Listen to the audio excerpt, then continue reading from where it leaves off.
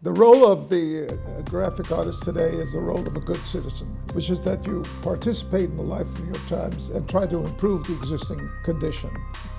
A designer's role is whatever a human being's role in society is, to make things clear and convey messages. You are, in a sense, designing for yourself, but as a graphic designer, you're doing it because there's a job to do, so you get paid for it, and it's got to work. Communicating is most important.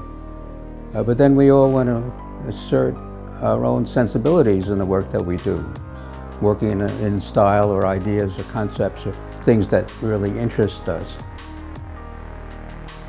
Graphic design is a benchmark. It's a marker of this connection between and confluence of art and applied crafts. Graphic design represent an aspect of what's going on in the contemporary society. It has to be a little bit on the edge, but it basically conforms to something that the mass can understand and appreciate. People in my generation, and even the generation after me, have been looking at graphic design as almost squarely in print. But now the lines are blurring. So for me, the artist would pose a question and walk away and just say, you know what? You're free to figure out what the answers are. So I'm just gonna leave it here and drop it.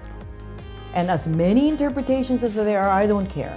That's my role as an artist. But then the designer is like leading you along, giving you some guide. It's not giving you everything. It's not giving you all the answers, but then it's helping you along so that you arrive at these set of answers that he has prepared you.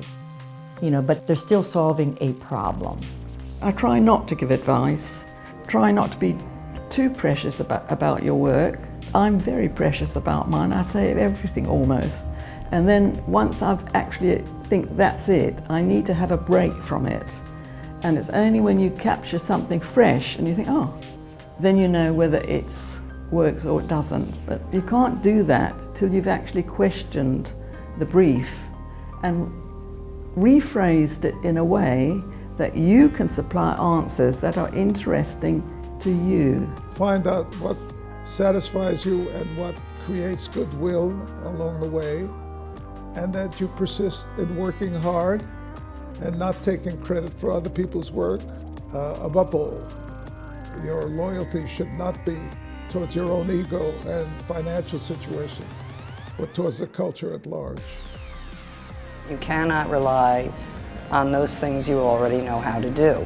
And I think that experience makes you desirable because you can talk to a client and you can be very confident and know exactly how to, quote unquote, solve their problem. But what you don't know how to do is invent a new way of doing it because you become practiced and an expert. And there's nothing worse than expertise for growth.